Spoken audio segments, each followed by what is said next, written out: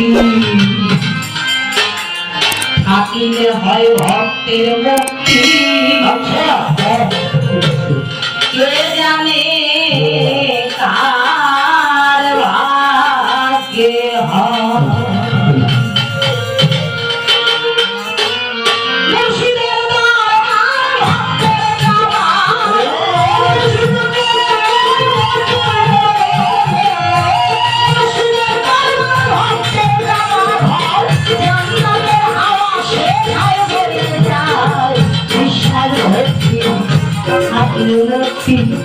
কে জানি কার ভাগ্যে হয় বিশাল ভক্তি থাকলে মুক্তি। কে জানি কার ভাগ্যে হয়।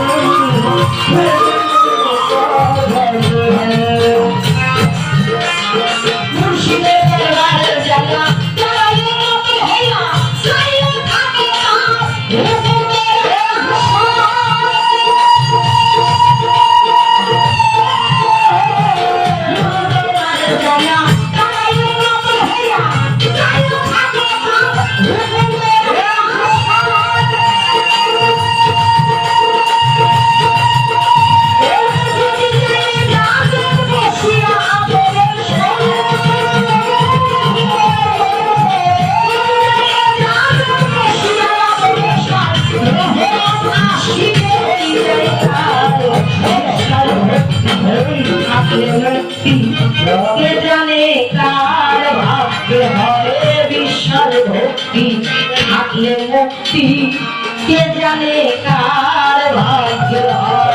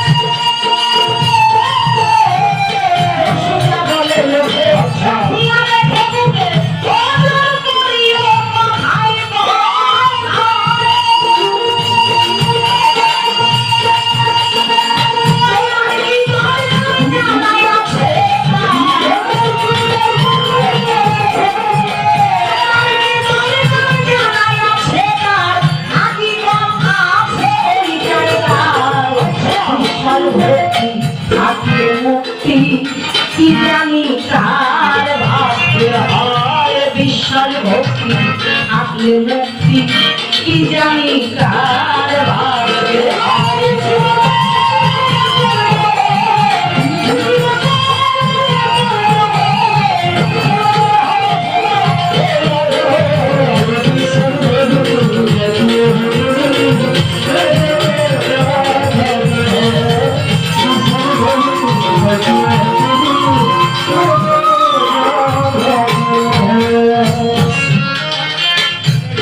প্রশ্নটা আসলে আরো অনেক আছে কিন্তু আলোচনা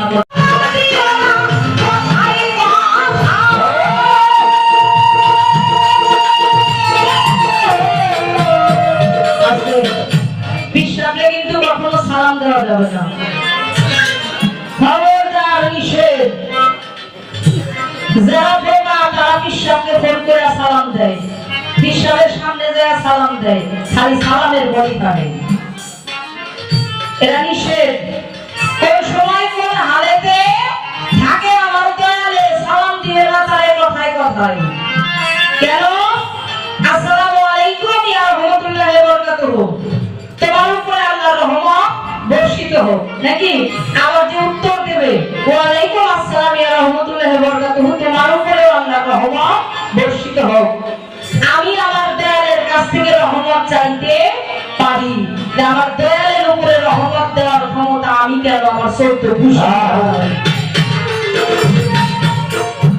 এইজন্য তার কাছ থেকে রহমত পাইতে পারি, তাকে কখনো রহমত দিতে পারি না। এইজন্য ভক্ত শিষ্য যারা এরা কেউ যেন কোনোদিন বিশ্বাসে সালাম না দেয়। আমাদের ভাঙা শরীফের যারা বাবা আমাদের রসুল, আমরা সবাই ফোন করে বাবা ভক্তি আর রসুল, বাবা ভক্তি চরণে বাবা ভক্তি গ্রহণ করবেন, এই কথাগুলো আদবের সাথে বলতে হয়। জ্ঞানীদের জন্য ইশারাই যথেষ্ট। আমাদের টাঙ্গাইলে নওশের পাগল ছিল হলো আমিন, জায়গা জমি মাপে। কি বলে আপনাদের এলাকায়? আমিনই তো বলে। তো জায়গা জমি মাপছে, হঠাৎ করে খুব পানি পিপাসা পাইছে। আশেপাশে ঘর বাড়ি নাই, শুধু একটা বাড়ি, ছোট একটা কুড়ে ঘর। গিয়ে ডাক দিয়ে, বাড়িতে কেউ আছেন? আমাকে এক গ্লাস পানি খাওয়াইতে পারেন? আমি খুব পিপাসার্ত। ঘরের ভিতর থেকে একটা বৃদ্ধ মা বের হয়ে আসছে এক গ্লাস পানি নিয়ে। পানি হাতে দিয়েছে, পানি পান করার পরে ডাক দিয়ে বলছে, বাবা তুমি কি আমিন, জায়গা জমি মাপো? বলে, হ্যাঁ মা, আমি আমিন, জায়গা মাপি, এটা আমার কাজ। ডাক দিয়ে বলছে, বাবা সারাটা জীবন শুধু মানুষের জায়গা জমি মেপে বেড়ালে নিজের দেহ জমিটা কি কখনো একবার মেপে দেখেছো? একটা কথাই জ্ঞানী মানুষের কাছে বেশি বলতে হয় না, একটা কথাই দাঁড়িয়ে গেল। ওমা সারা জীবন তো শুধু মানুষের জন্যই মাপলাম, এই দেহ জমিটা কি করে মাপতে হয় আমার তো জানা নাই, আমাকে একটু শিখাবে মা? দেখে বলেছিল, এটা তো আমি শিখাতে পারবো না, একজন কামেল মুর্শিদের দরকার দেহ জমিটা মাপা শিখার জন্য।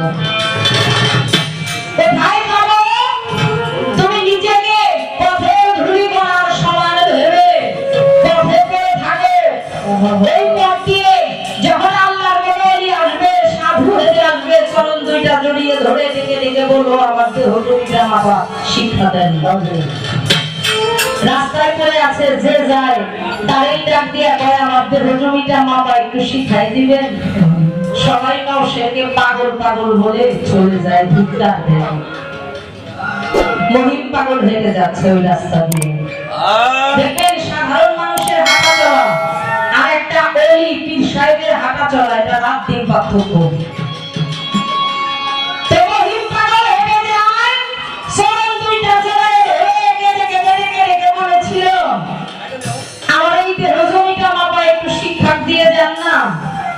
আমি অনেক সময় ধরে এই রাস্তায় গড়াগড়ি করছি, যে যাই তাকেই বলি, কেউ শিখালো না, আপনি একটু শিখাই দেন। কেন? রসিকের অঙ্গিতেই যাইছে না, সরলমতি ঊর্ধ্বমতি পরম থাকে তার কাজ আসে না। নওশের বাড়ি ঘর ত্যাগ করে এই মহিম পাগলের সাথেই দরবারে থাকে। মহিম পাগল যেখানে থাকে সেও সেখানে থাকে। আমরা নওশের বাবা কেস করছে, আমার একটা মাত্র ছেলে নওশের মহিম পাগল জাদু টুনা করে আমার কাছ থেকে আমার ছেলেকে নিয়ে নিছে। আমার ছেলেকে আমার কাছে দেন, ফেরত চাই। ময়মনসিংহ কোর্টে এই মামলাটা চলছে। যখন গেছে এই নওশের পাগলের হয়ে কোনো উকিল নাই, নিজে দাঁড়িয়ে বলেছে, জজ সাহেবকে আমাকে সুযোগ দেন, আমি আমার উকিল হয়ে কথা বলবো। ডাক দিয়ে বলছিল, আমার বাবা দাবি করে আমি তার প্রথম সন্তান এবং একটি মাত্র সন্তান, আমাকে পাওয়ার জন্য কেস করছে। আমার পাগল আমার দয়ালের নামে মিথ্যা অপবাদ দিছে, জাদুটোনা করছে। আসলে আমার পাগল আমাকে জাদুটোনা কিছু করে নাই, আমি নিজে থেকেই আসছি। কেন? আমার দেহ জমিটা মাপা শিক্ষার জন্য। স্যার আপনি একটু জিজ্ঞাসা করেন তো আমার বাবাকে, আমি কি তার প্রথম সন্তান? আমি মায়ের গর্ভে যাওয়ার আগে আমার বাবার দ্বারা আমার কত ভাই বোন যে হত্যা হয়েছে, তাদের জন্য তো একদিনও কেস মামলা করে নাই আমার বাবা। তাদের একটু হিসাব দিতে বলেন তো, কেস মামলা করে তাদেরকে ফিরে আনতে বলেন, এরপরে তো আমি একটা কথায় ম্যাজিস্ট্রেট নিজে তার খাতা কলম ত্যাগ করে চাকরি পর্যন্ত ছেড়ে দিয়ে মেহুদাকে ডেকে ডেকে বলেছিল, পাগল এই শিক্ষাটা আমি আমার লেখাপড়ার জীবনে কোনোদিন পাই নাই, আমার চাকরির জীবনে এত বড় একটা প্রশ্নের সম্মুখীন আমি কখনো হই নাই। আপনি দয়া করে আমাকে গ্রহণ করেন, আমিও আমার দেহ জমি মাপাটা শিখতে চাই আপনার কাছ থেকে। মহিন পাগল ডাক দিয়ে বলছিল, আমি না তোকে আমার নওশেরের কাছে দিয়ে দিলাম, আমার নওশেরের দেহ জমি মাপাটা হয়ে গেছে, তুই ওর কাছ থেকে গোলামি করে শিখে নে। শুধু মাঠের জমি চাষ না করে এই দেহ জমিটাও চাষ করা শিখতে হয় গুরুর কাছে। হ্যাঁ, আর শুধু গুরুর দরবারে আসলেই হয় না, গুরুর দরবারে এসে আদবের সাথে থাকতে হয়। মুর্শিদের দরবারে যায় দাঁড়াইয়ে মতো হইয়া চাইয়া থাকো তার হুকুমের আশায়। যখন হুকুম করবে তখনই সেই কাজটা আদবের সাথে করতে হবে, আর করার পরেই রহমত আসবে ফিরে এই জায়গায়।